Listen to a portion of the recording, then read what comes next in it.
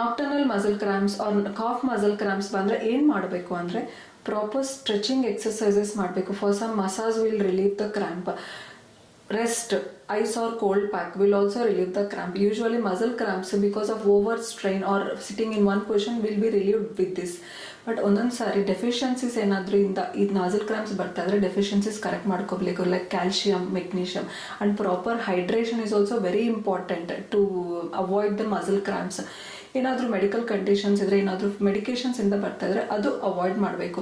And Epsom salt bath. Epsom salt contains lot of magnesium. ಈ magnesium which relieves the muscle cramp.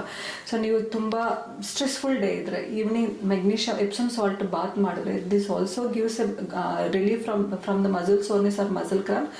Not only relieves that but also gives good sleep.